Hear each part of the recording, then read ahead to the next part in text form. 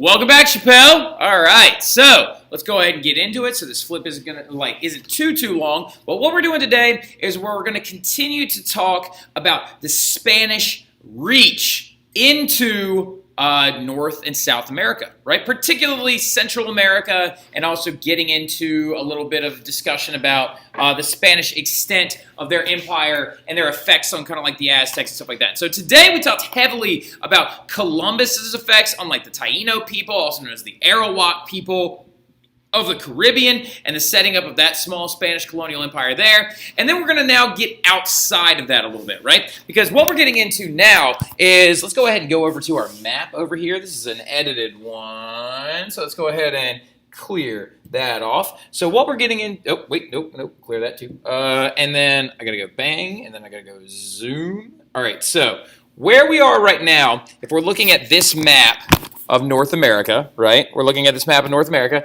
Where we are now in history anyway is we're done now with Columbus, right? So Columbus landed here in the Bahamas, and then he traveled throughout all of these Caribbean islands, and Spain is going to get a major setup point right here on the island of Cuba, right? So now eventually the Spanish are going to start hearing from locals around the area that there is a massive amount of gold in this region of Mexico, right? Controlled by the Aztecs, which if we got a chance to talk about them today in class, I'm really excited about it. If not, we will talk about them as time goes on. But the Aztec, also known as the Mexica Empire of people, was an absolutely massive area. And people from Spain, particularly the governor of the Isle of Cuba at this time, I believe his last name is Diego, he hears that there's a huge amount of gold in this region, right? So a man by the name of Hernan Cortes, who is sitting right down here, was the man sent to Mexico to go and find that gold, right? So he also happens to be one of the biggest tool bags in all of history, right? He is an absolute jerk. If you thought Columbus was mean, just give it a minute, all right? So the biggest thing about Cortes, right? Hernan Cortes, or Hernando Cortes, also referred to as such, got the job literally in one of the most dastardly ways possible. He was originally asked by the governor of Cuba, like, all right, go ahead and go, take a couple ships with you, a few hundred men, 16 horses is all he had, some dogs, and go see if you can explore and get a hold of some modest trade. But Hernan Cortes is greedy, and he starts discussing military outfitting and cannons and guns and how he believes he's going to inhabit natives and also execute them as well along the way. And then the governor's like, well, maybe you're not the best guy for this job, right? And then Hernan Cortes gets fired from the job, and then he appoints a new one instead. The governor of Cuba goes, all right, we'll pick this guy instead. But then the night before they leave, that guy randomly is murdered. So, and then Hernan Cortes hops on the boat and leaves, right? He knows he's now committing a Spanish crime, right? So when he docks in Mexico, he is fully aware that he has to make a major discovery or he'll probably go to prison, right? So what he does, he burns the ships, right? In the harbor, out the natural harbor, off the coast of Mexico. Now that he has landed there successfully, he sets his own ships on fire. And he tells his men, we're returning with wealth, or we're returning in jail. All right, so he sets his boats on fire, and they start to venture out into Mexico, right? And the big thing is they start coming in contact with a lot of these native people, particularly the Maya that live off the coast of what is now Cozumel, if any of y'all have ever been there or heard of it, right? He actually does a lot of his earliest parts of his expedition in Cozumel, right? He comes into contact with some of the Maya, he takes over those individual people, and then he starts meeting people along the way that can speak the languages that he needs to go and communicate with the Aztecs, right? He actually runs into a woman who can speak Maya and Aztec, right? And then he runs into a banished Spanish priest who can speak Spanish and Maya. So he now has two interpreters, right? The Aztec people are going to talk to her, who are then going to translate it into Maya and tell it to him, who's then going to translate it into Spanish and tell it to Cortes, right? So the biggest thing is he goes in there with the intent of conquering and claiming wealth, right? And he heads towards the capital city of Tenochtitlan, which is the Aztec capital that we hopefully got a chance to talk about in class, with its chinampas and street sweepers and effective sewage drainage systems and borderline Roman, you know what I mean? City, very advanced, home to over 1 million people, right? They have tons of different languages spoken there. They have all kinds of economies. They are literally on their way to becoming modern before the Spanish come in and ruin it. All right, but Cortes starts heading towards that capital city, right? Along the way, he starts communicating with people that are under the empire of the Aztec, right? The locals, the natives. And this is where he finds out that the Aztecs have been a very large empire, and underneath their new king, Moctezuma, also known as Montezuma, has controlled the biggest area that the world has ever seen in North America. They have like an empire, right? Montezuma takes a tax on all these people he takes over of innocent people to be sacrificed by having their heart cut out of their chest in a form of a religious ritual. That is the tax. Each village that the Aztecs would take over, they would have to donate people in ceremonies to have their hearts cut out as a religious ceremony for hopefully good harvests, and then also to prevent the destruction of the world, as according to the Aztecs, right? So he finds out that these locals hate the Aztecs, and what's the old saying? The enemy of my enemy is my friend. So what Cortes does is he starts to make alliances with the tribes that the Aztecs have conquered, right? So he showed up with only 500 Spanish men, 16 horses, and some war dogs.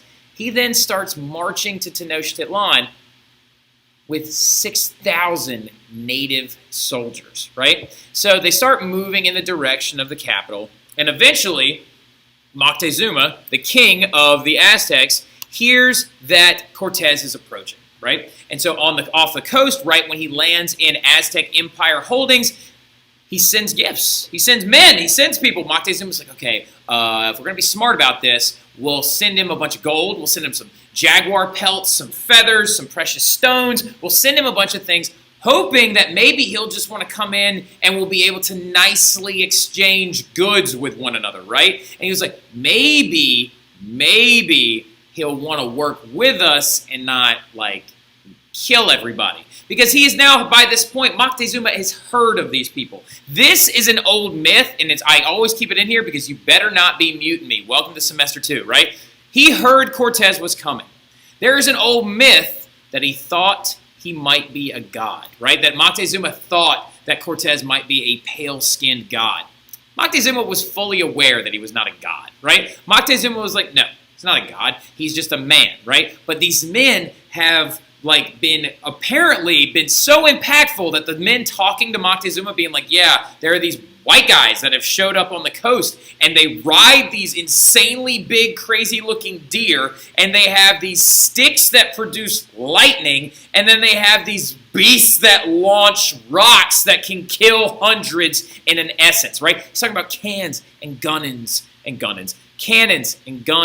and horses. The advantages that the Spanish had, right? So Moctezuma hears that this, he's like, oh crap, there's no way I'm going to be able to avoid this. They're definitely coming. And so that's why he tried to send those gifts, right? He tried to send those gifts hoping that they would show up with the intention just to trade.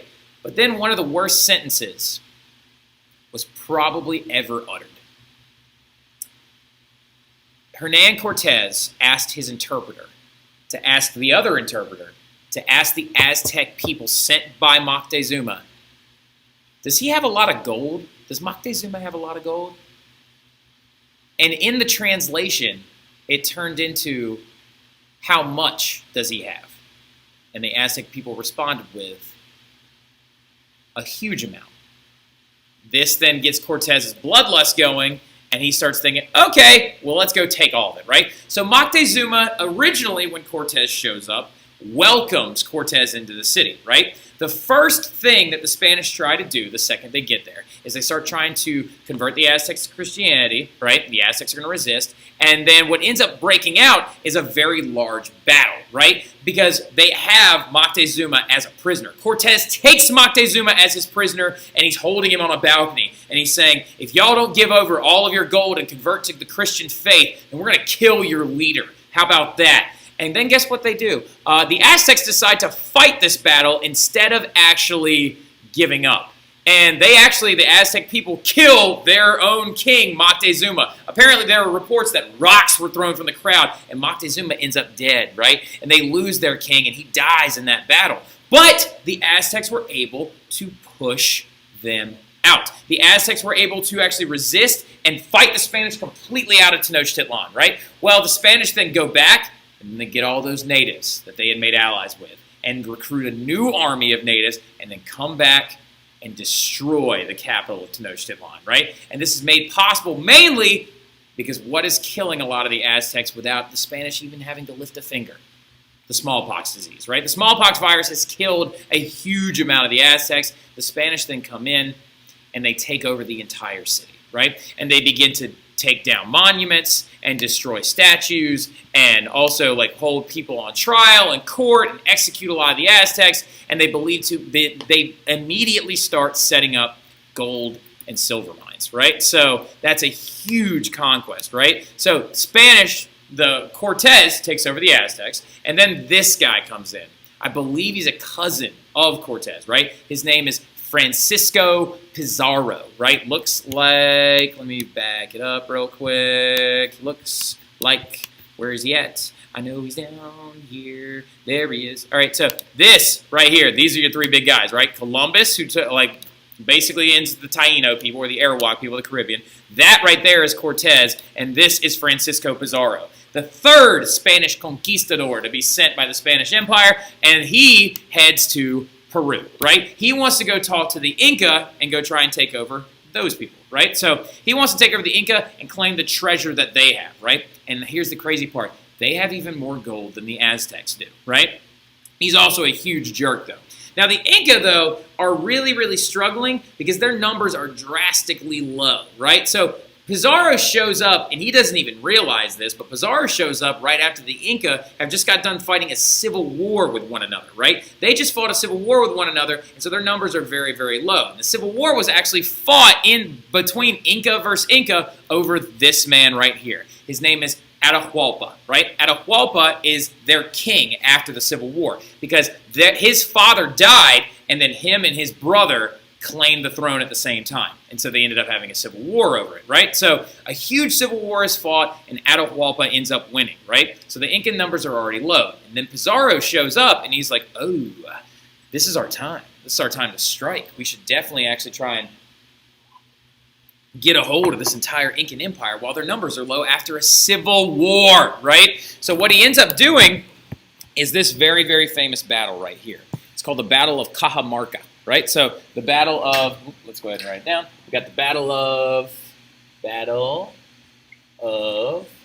Cajamarca. All right, so the Battle of Cajamarca, right, takes place when King Atahualpa is captured and taken as prisoner, right? And it all happens because of this right up here. King Atahualpa refuses Christianity. So what Cortes decides to do, Pizarro decides to do, because he's not only a genius but also a jerk, he decides to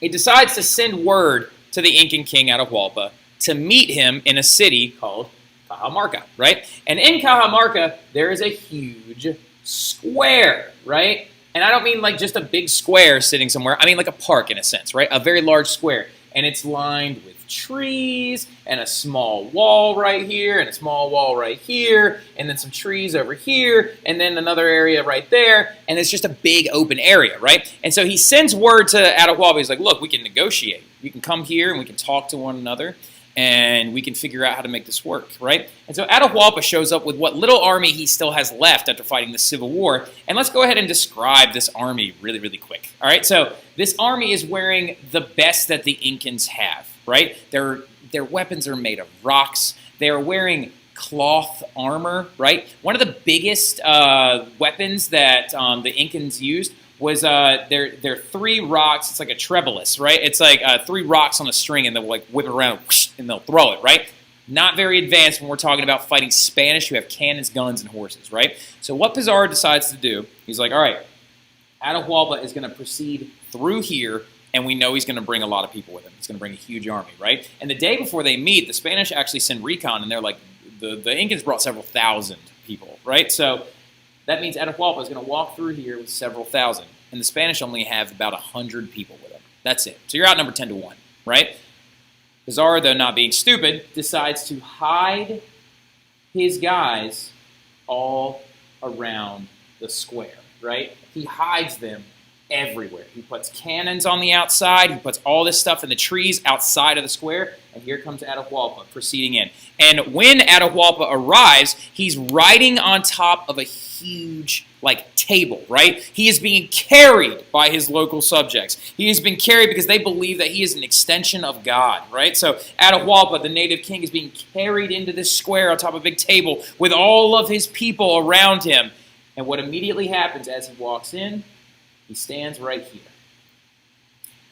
A priest is then sent out by Pizarro carrying a Bible, right? He walks up to Atahualpa. He hands Atahualpa the Bible, and he says, "This is the testament of the Lord your God, Jesus Christ, and the Catholic Church. Submit to this and our God before we can communicate with one another."